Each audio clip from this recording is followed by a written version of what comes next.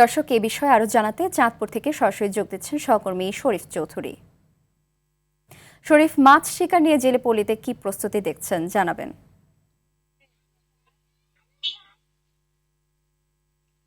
রাকা, আপনি যেমনটি বলছিলেন, আসলে চাঁদপুরের পদ্মা মেঘনায় 2 মাস মাছ ধরার নিষেধাজ্ঞা ছিল।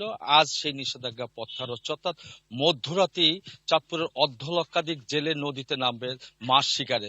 তেমনটি প্রস্তুতি নিয়েই তারা কিন্তু এখন মোটামুটি নদীর পাশাপাশি খালে বিলে তারা কিন্তু প্রস্তুতি নিচ্ছে। তাদের জাল মেরামত থেকে শুরু করে নৌকা প্রস্তুতি ইতিমধ্যে তারা শেষ করে ফেলেছে। এখন তারা নৌকার ভিতরে জাল তুলে মোটামুটি প্রস্তুতি নিচ্ছে যে সন্ধ্যার পরে, অর্থাৎ মধ্যরাতে যেটা শুরু হবে সেটা সন্ধ্যার পরে তারা নদীতে নামার চেষ্টা করবে।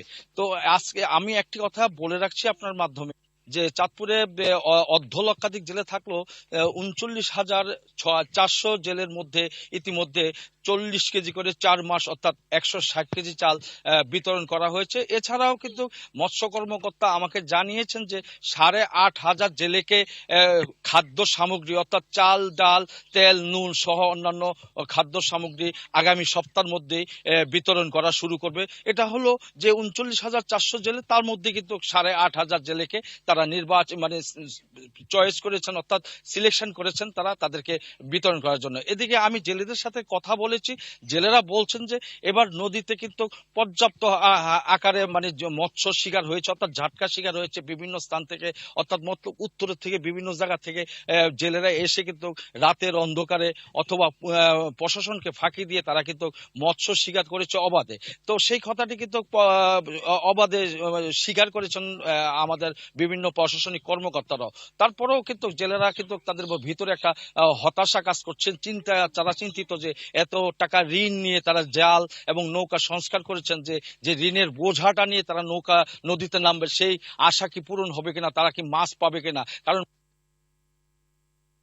কিন্তু চলছে নদীর দূষণ, পাশাপাশি নদীর নাব্যতা সব মিলিয়ে কিন্তু মাছ কিন্তু তেমন একটা পাওয়া যাচ্ছে না। গত বছরও আমরা দেখেছি যে অভিযানের পরে নদীতে নেমে কিন্তু জেলেরা কোনো মাছ পায়নি, তারা হতাশা হয়ে তীরে ফিরে এসেছেন।